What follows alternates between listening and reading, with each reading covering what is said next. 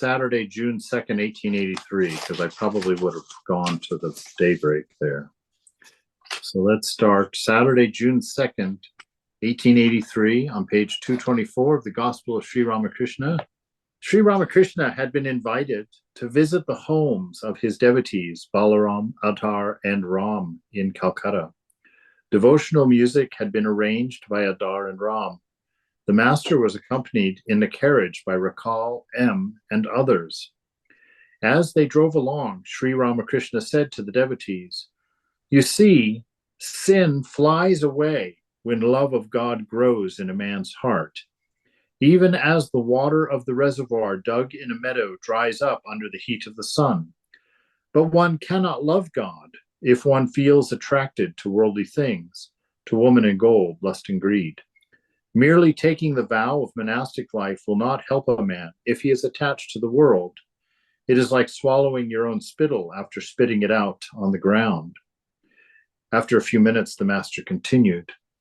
All right, so let's take a look at some of the things there. This love of God, Jesus says it in a way. He says, if you love me, you'll obey my commandments. So if we love God, if we have that love inside, it will be enough. If it's not enough inside, that's not an indictment against us, like there's something wrong with us. It just means that we haven't fallen in love yet. That we have not really touched that divine center within us, where that love would flow, that fulfillment would flow, so that our life wouldn't manifest these empty desires, which are symbols of God. Frankly, is what he's saying. You see, if you're a worldly person which means you're looking at the world of change, the world of the senses for your fulfillment,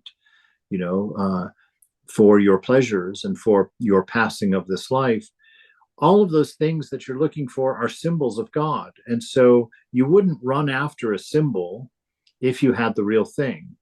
And so this is what Thakur is saying here. He's saying, if you're still running after those symbols of fulfillment, symbols of unity would be like relationships, friendships. If the symbols for security would be like money, name and fame. The things for, I don't know, immortality will be health and youth and looking young and being young.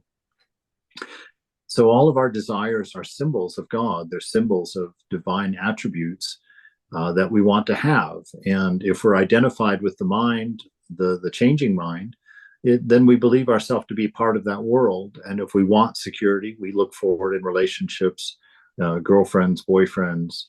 If we want power, we look forward in money and authority. If we want, any of those things, then we settle for symbols, which is why they're not fulfilling, why we're continually looking and continually having to gather those experiences in the sense world. And Thakur is simply really pointing out here that if you touch the real within you, if you can find that unchanging center of yourself, which is of the nature of Satchitananda, then the symbols will pale in comparison. They will betray themselves to you as being mere symbols of the real thing, and they'll dry up. You will have what you're looking for from within and not through the senses. And so until you get to that place, you can't have true love of God, because you're actually loving objects. You're loving symbols of God, which leaves you hungry, which leaves you in need.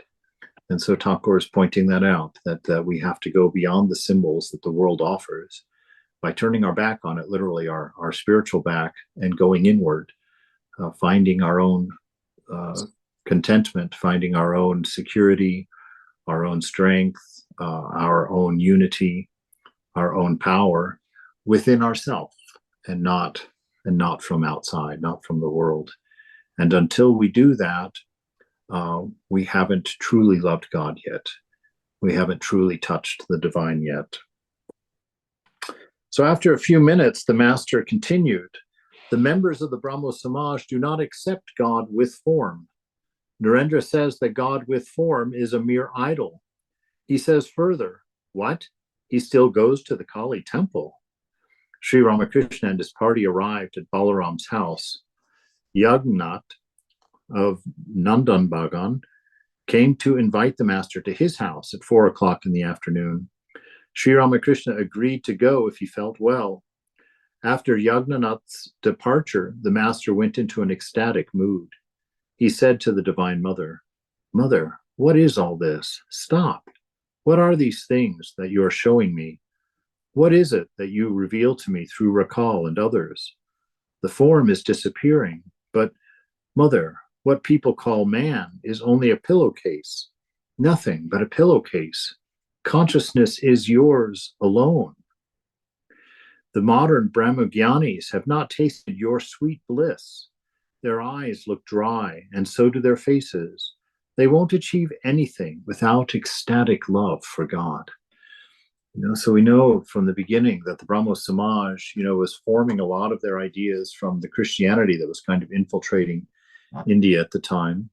And they were sort of restructuring. And again, this is my take on it. I might be wrong, and I'll admit that immediately if someone knows something different. But from my reading and exposure to it, it seems that they were trying to kind of come up with a Christianized, maybe they called it modernized, Hinduism that had a formless God that met, regularly for lectures and devotional singing and whatnot, and carried on like that. But they wouldn't accept God with form. They thought that God with form was idolatry, which is an important point to talk about. It's like, what is idolatry, right? The idolatry, I think that the beloved is most concerned about is the idolatry that we practice when we think that we exist separate and apart from him, from her, from that. It's an idolatry of our own body mind, how we love our body and how we take care of our body and literally worship our body, cutting our hair so carefully in such a nice way and getting scented soaps and wonderful deodorants and perfumes and makeup and whatever goes along, clothing, that these are all forms of worship of ourself. Our ego is the testament to our worship of the body mind. And so we are the danger, the idol that blocks us from seeing God.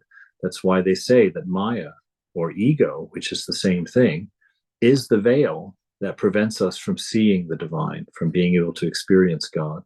So this idolatry is more of our own treating ourselves as God by thinking that we're separate and apart, and that there's a portion of ourself and our world that we are in charge of, that area where we insist on our freedom of choice, our free will. That's a form of idolatry, and that's the one that's blocking our view of God. But Swami, yes, it's one of the 10 commandments. Thou shalt have no other gods before me. So right. I think that it's pretty deeply ingrained in Western culture. Right. Well, deeply ingrained in the sense that it's interesting that he says you should have no other gods before me, which means that he's the most important. He doesn't forbid you from having other gods from that sentence in and of itself.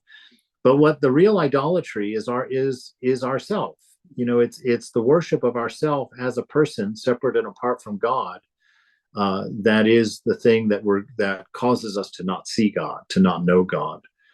And all that we seek in life, if we're living in service of our body and mind, you can tell because we search for things in this world that are for our body and for our mind. And so that is what true idolatry is. Idolatry is to believe that you exist separate and apart from God, and to use this world in service of your body's desires and your mind's desires and longings. And through your constant attention to yourself, that is worship. That you are worshiping the material by believing and owning a body and a mind and seeing that as primary. And certainly we worship that above God when we do. That's what sin is, when we break the commandments in service of our body, in service of our mind. So that is the true idolatry. And that's the one that most directly blocks our view of the beloved, of the divine. And so that's the idolatry that the scriptures are concerned with. The idolatry of images, not such a big concern. Vivekananda says, that if you worship the image as the image, that your view stops there. He says that is karma inducing. You do get karma for that. It's a good karma, but it's still a binding karma. He says that to do image worship in a non-offensive way is to worship the infinite through the image and not the image itself. See the image as the representation of Brahman, the representation of the infinite, all-encompassing divine, and that leads to moksha. He said that leads to freedom. It doesn't produce karma to worship through an image. So the Brahmo Samaj, though, had thrown out all forms of image worship. And so image worship, it's a phase that we go through. As you grow, you sort of transcend that. But it's a place for you to focus your love, to focus your attention. It's a place that you can give your love letters to. It's a place that you can serenade your love to. It's a place that you can offer your flowers to. It's the deity you can invite to sit and eat with you. So it's a very human allowance that God has permitted for eons, for millennium, as a means of developing that love, growing that awareness, until that love is bigger than both you and the image, until that devotion has gone beyond. And there are times where that image becomes living for you. We see Gopal Ma, that baby Krishna manifested for her, moved, followed her around during the day. So yes. Is puja image worship? No, puja is just worship of any kind. Puja is the ritual worship. No, I mean, when you're sitting in front of the pictures and offering things, would you call that image worship? I mean, yes, it is using an image to worship. The image is not what's being worshipped, because the first part of the puja is to invite the divine presence to come out of yourself and into the image so that they can be worshipped. And then the closing of the puja is the reverse. You bring that image, you bring that presence of the deity back out of the image and invite it to inhabit the heart, to return to the heart again. So if it's done in I don't want to say the right way, because who can say that, but if it's done that way, it's not idolatry, because you're worshiping God through the image. What about the Shiva Lingam? Is that image worship? Again, it would be the same. It's if it's done in the mature way, the way of knowledge, no, because again, Shiva is Brahman, Shiva is the infinite. You'll find for all of these personal deities that somewhere in the scriptures it will put them in the place of Brahman. We'll say, that's the thing with the Krishna consciousness folks, that all of the other deities are manifestations of Krishna, or all those kinds of things. So no, it's not by default idolatry, because you're worshiping the infinite through the image. You're not worshiping the limited image itself. Oh no, not idolatry, image worship. Image worship, yes, that's what it is. Image worship is using an image to worship through. So like even Thakur, even Jesus would be image worship. But they say, when Ramakrishna describes himself, he says, I'm a whole through which God can be seen. So if you worship Ramakrishna as a whole through which God can be seen, you're using the image as a placeholder for all of your offerings and all of your attention, and the receiver of your music and the receiver of your ritual. But the actual worship is happening through the image. It's going through to the infinite, to that which is beyond. So in that sense, no, image worship isn't the same as idolatry in that sense, in that everybody will admit that that's a picture of Thakur, and that we're actually worshiping the real Thakur through that image, and that the real Thakur even is a hole through which God can be seen. So we're even going through that to the infinite, to the divine. And Jesus, pointing out that I and the Father are one. So if you worship Jesus, even though that technically would be idolatry in that sense, it's not, because he and the Father are one. So the Father is being worshipped through Jesus, through the presence of Jesus. And so all of them, it's really the same everywhere. We often think that images or pictures are idolatry because that's the easy way to look at it, the way with no knowing, where you don't know the nature of puja, and you don't know the nature of an avatar, and you don't know the nature of the image itself. Then yes, but mostly it's Christians looking at other religions and saying, oh, that's idolatry. not knowing the particulars of it, not understanding the nature of it. Because just like Thakur was saying here, as long as you're worshiping body mind as yourself, you can't see God, you can't love God, because you can't know God that way. You have to silence the ego. The ego must die before you die. Which is easy because you're never going to die, but nonetheless, before your body goes, your love of the body should go. That's the ultimate in this world. All right. The modern Brahmagyanis have not tasted your sweet bliss. That's the problem. See, as long as we don't taste that bliss of God, which happens when the ego silences, when the mind quiets, we get a taste of that bliss. And then you find something that's infinitely more satisfying than any sense pleasure. Their eyes look dry, and so do their faces. Indeed, you look at somebody that's has been overcome by drugs or alcohol or sense pleasure of any form.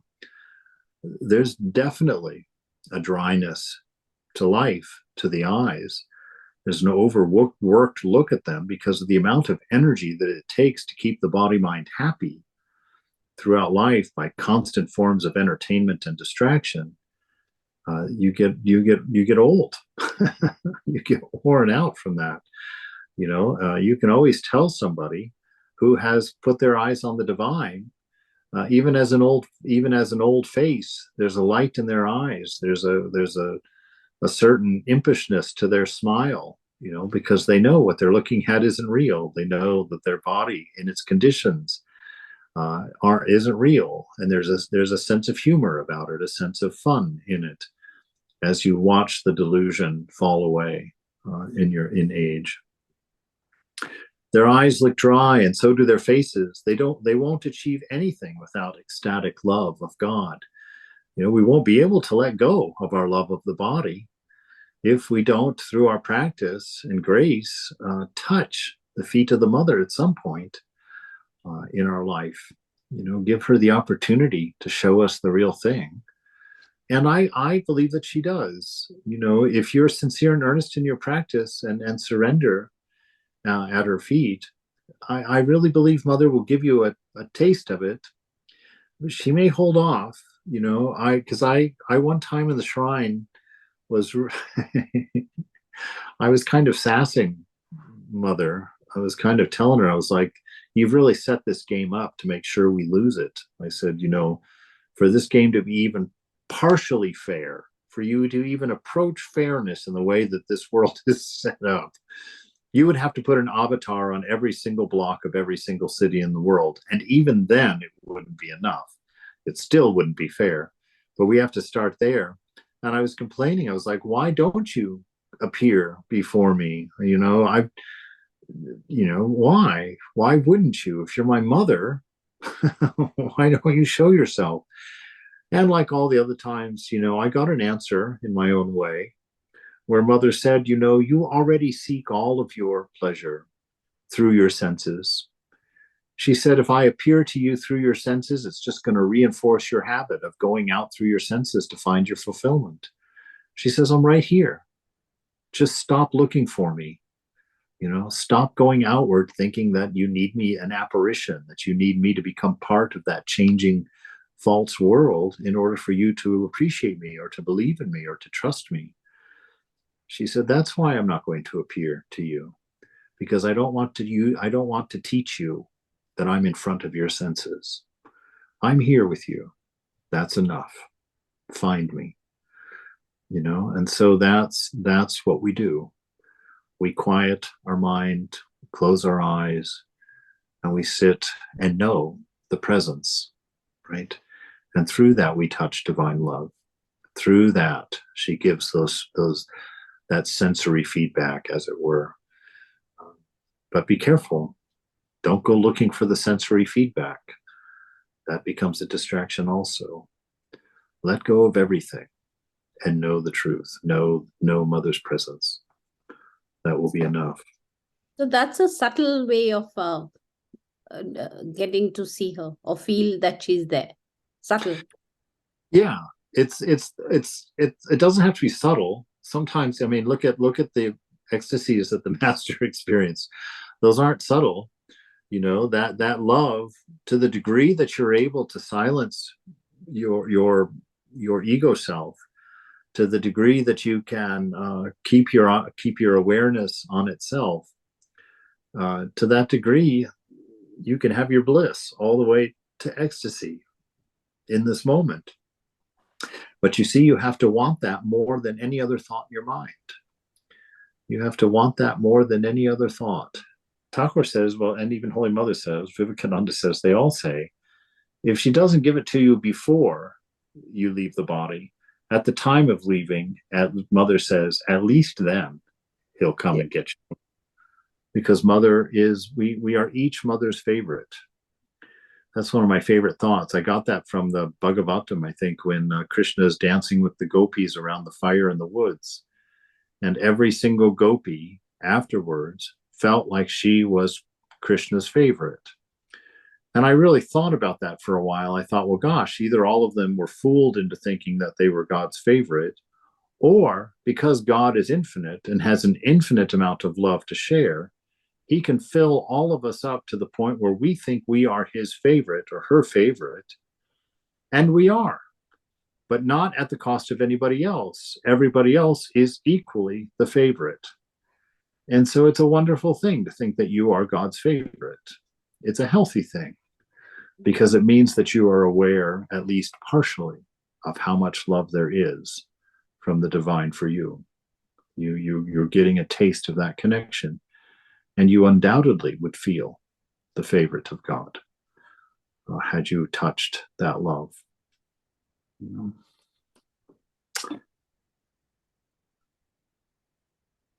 All right. They won't achieve anything without the ecstatic love of God. Mother, once I asked you to give me a companion just like myself. Is that why you've given me Rakal? The master went to Adar's house, where arrangements were being made for the kirtan.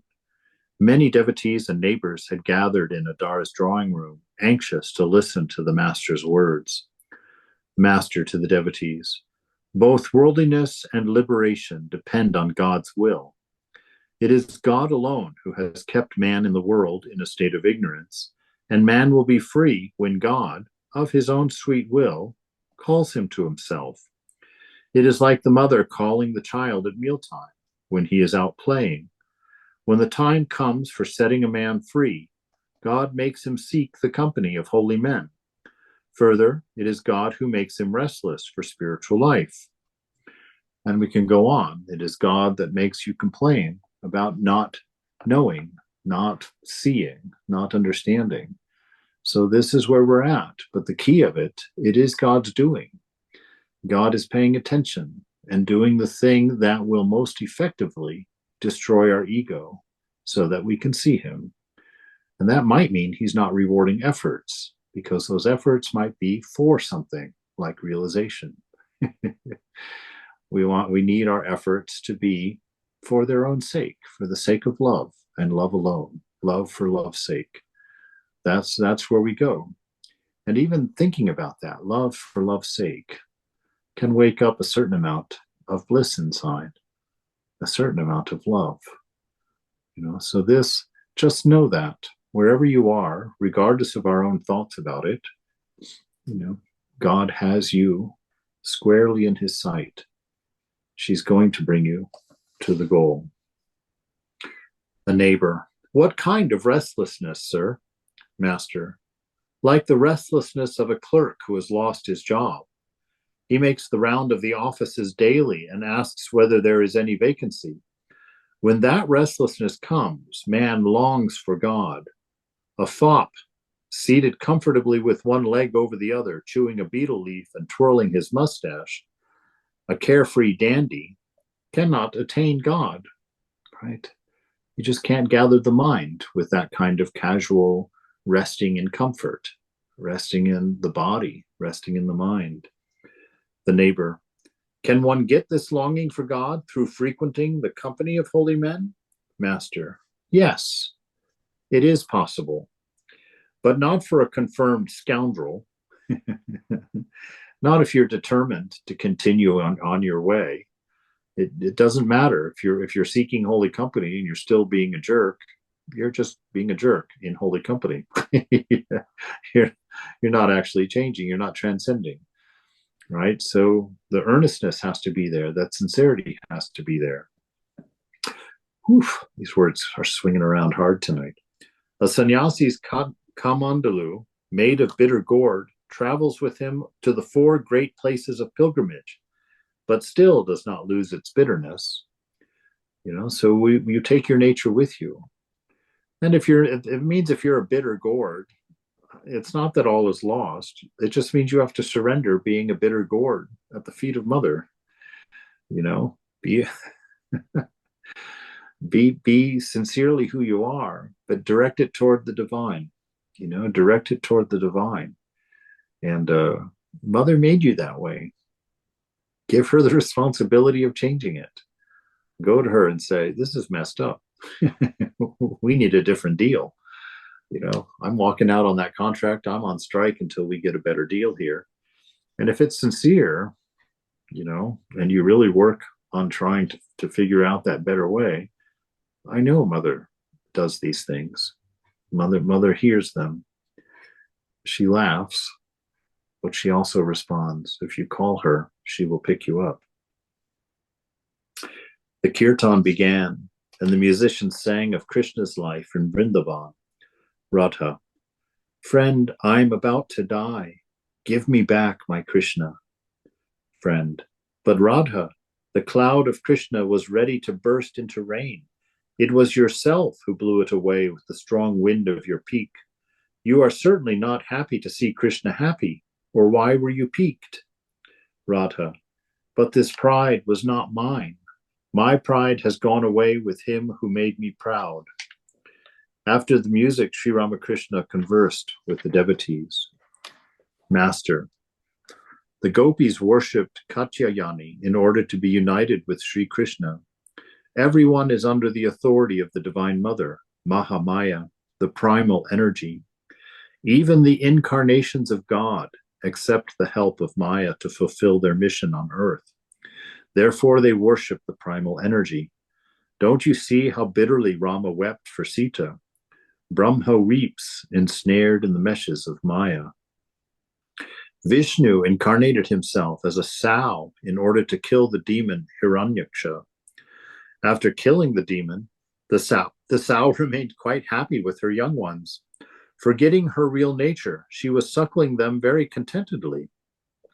The gods in heaven could not persuade Vishnu to relinquish his sow's body and to return to the celestial regions. He was absorbed in the happiness of his beast form. After consulting among themselves, the gods sent Shiva to the sow. Shiva asked the sow, "Why have you forgotten yourself?" Vishnu replied through the sow's body, "Why, I'm quite happy here." Thereupon, with a stroke of his trident, Shiva destroyed the sow's body, and Vishnu went back to heaven. You see, there it is. If you're stuck and honestly can't move, Mother will come in and take a swipe with her sword to kill the demons that are holding you in your place. those demons that haven't let you go. And she'll put their heads on her garland around her neck. So go to the mother with these complaints. It's important. It's a beautiful thing to feel that restlessness. It's a beautiful thing to feel that discontent with this life, because it is the truth of this life. The only thing that can fill that need inside is the divine inside. That's the only way. So go there and have a certainty that you're being heard. And if you want to hear it yourself, then sit quietly after you've made your complaint. Sit quietly. Imagine nothing. Expect nothing. And just sit there in that silence. And out of that silence will come your answer. Out of that silence will come your understanding. So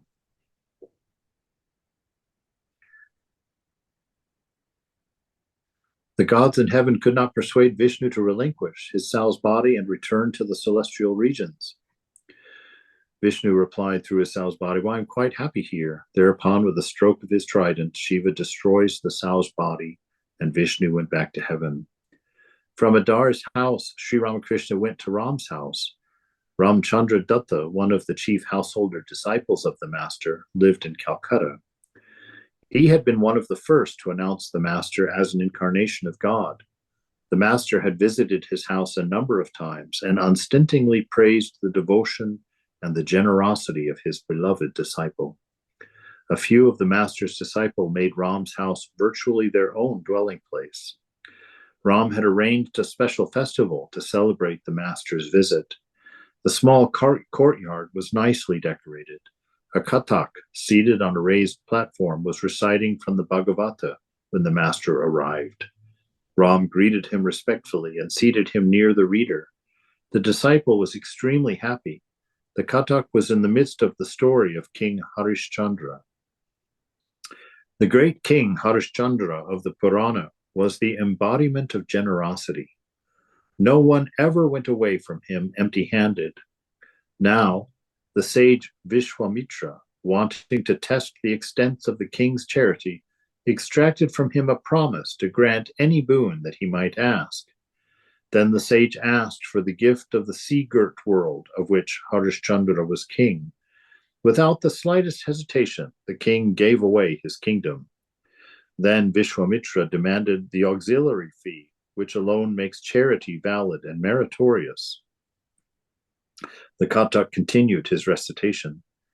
Vishwamitra said to the king, "O king, you have given away the entire world, which was your kingdom. It now belongs to me. You cannot claim any place here, but you may live in Benares, which belongs to Shiva. I shall lead you there with your wife, Shaibya, and Rohitasva, your son. There you can procure the auxiliary fee that you owe me." The royal family, accompanied by the sage, reached Benares and visited the temple of Shiva. What an amazing thing. It's the character of these people in these stories that's overwhelming to me. Gave up everything at a word, his whole kingdom, no problem, gave it all to him and wanders away homeless to Benares. At the very mention of Shiva, the Master went into a spiritual mood and repeated the holy names several times indistinctly. See, this is the way as you draw near to the divine, just the slightest thing reminding you of it overwhelms you, brings up that overwhelming thought inside. You feel that choke in the back of your throat, as you have to hold it down. Any thought of God brings out that bliss when we begin to approach, the divine, when we become slightly aware of that presence, that commitment, that love, that unconditioned, ever-present love of God. The Kathak continued. The king could not procure the fee and was compelled to sell Shaibya, his royal consort, to a Brahmin. With her went Prince Rohitasva. But since even that was not enough to redeem his pledge to the sage, Harishchandra sold himself to an untouchable who kept a cremation ground. He was ordered to supervise the cremations. One day, while plucking flowers for his Brahmin master, Prince Rohitasva was bitten by a venomous snake, and that very night died. The cruel Brahmin would not leave his bed to help the poor mother cremate the body. The night was dark and stormy. Lightning rent the black clouds. Saibhya started for the cremation ground alone, carrying the body of her son in her arms. Smitten with fear, overpowered with grief, the queen filled heaven and earth with her wailing. Arriving at the cremation ground, she did not recognize her husband, who had demanded the usual fee for the cremation. Saibhya was penniless. She wept bitterly at her unending misfortunes. The impenetrable darkness was illumined only by the terrible flames of the cremation pyres. Above her, the thunder roared, and before her, the uncouth guardian of the cremation ground demanded his fee. She, who had once been queen of the world, sat there with her only child, dead and cold on her lap. The devotees burst into tears, loudly lamenting this tragic episode of a royal life. And what was the master doing? He was listening to the recital with rapt attention. Teardrops appeared in his eyes, and he wiped them away. The Kathak continued. When the queen, wailing bitterly, uttered the name of her husband, Harishchandra at once recognized his wife and son. Then the two wept for the dead prince. Yet in all these misfortunes, the king never once uttered a word of regret for his charity. Finally, the sage Vishwamitra appeared and told them that he had only wanted to put the king's charitable impulses to a crucial test. Then, through his spiritual power, the sage brought back the prince to life and returned the kingdom to the king. Sri Ramakrishna asked the Kathak to recite the episode of Uddhava, the friend and devotee of Krishna. At that request of Krishna, Uddhava had gone to Vrindavan to console the cowherds and the gopis, who were sore at heart because of their separation from their beloved Krishna. The Kathak said, when Uddhava arrived at Vrindavan, the gopis and cowherd boys ran to him eagerly and asked him, "How is our Krishna? Has he forgotten us altogether? Doesn't he even speak our names?" So saying, some of them wept. Others accompanied him to various places in Vrindavan, still filled with Krishna's sweet memory. They said, here it was that Krishna lifted up Mount Govardhan, and there he killed the demons sent by the evil-minded Kamsa. In this meadow he tended his cows. Here on the bank of the Jamuna he sported with the gopis. Here he played with the cowherd boys, and here in these groves he met the gopis secretly. Uddhava said to them, why are you so grief-stricken at Krishna's absence? He resides in all beings as their indwelling spirit. He is God himself, and nothing can exist without God. But, said the gopis, we do not understand all that. We can neither read nor write. We know only our Krishna of Vrindavan, who played with us here in so many ways. Uddhava said, Krishna is God himself. By meditating on him, man escapes from birth and death in the world and attains liberation. The gopis said, we do not understand big words like liberation. We want to see the Krishna of our hearts. The master listened to the story from the Bhagavata with great attention and said at last, yes, the gopis were right. Then he sang, though I am neither loath to grant salvation, I hesitate indeed to grant pure love. Whoever wins pure love surpasses all. He is adored by men. He triumphs over the three worlds. Listen, Chandravali, I shall tell you of love. Mukti a man may gain, but rare is bhakti. Solely for pure love's sake did I become King Vali's doorkeeper down in this realm in the netherworld. Alone in Vrindavan can pure love be found. Its secret none but the gopis and gopas know. For pure love's sake, I dwelt in Nanda's house. Taking him as my father, I carried his burdens on my head. So you see, this is our conversation right now. This is actually right here, the encapsulation of the conversation we just finished. You know, this crying out for the beloved, this crying out for the divine, this insistence that we don't know all of these things. We do our practices, we do our mantras, we read our scriptures, we try our service, and yet, you know, we just want our Krishna simple, plain before us, his company. None of this matters, you know, to us. But the answer remains: your existence is the presence of God. The love that you feel for anything or from anything is the presence of your Krishna. You know, your longing is the presence. Your world that you live in is the presence of your Krishna. And it's surrendering to that. But Thakur is taking your side. He's saying, yeah, you're right.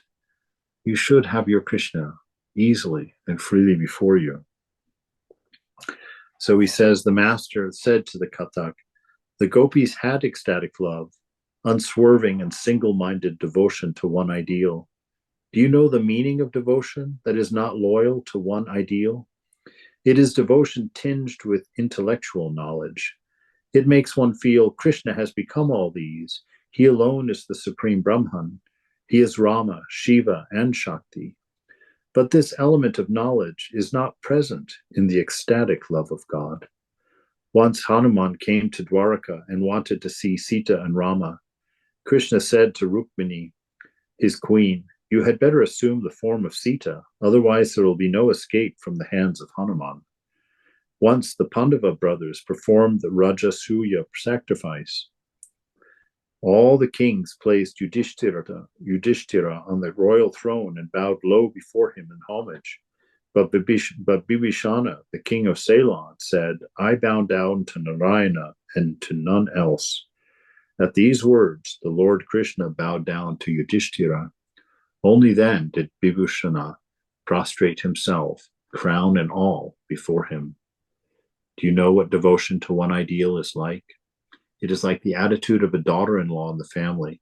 She serves all the members of the family, her brother-in-law, father-in-law, husband, and so forth, bringing them water to wash their feet, fetching their towels, arranging their seats, and the like.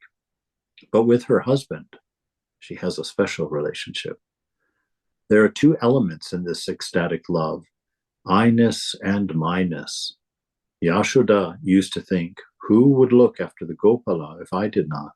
He will fall ill if I do not serve him. She did not look on Krishna as God. The other element is my-ness. It means to look on God as one's own, my Gopala. Uddhava said to Yashoda, Mother, your Krishna is God himself. He is the Lord of the universe and not a common human being. Oh, exclaimed Yashoda, I am not asking you about your Lord of the universe.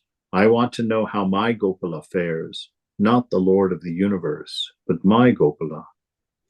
How faithful to Krishna the gopis were. After many entreaties to the doorkeeper, the gopis entered the royal court of Mathura, where Krishna was seated as king.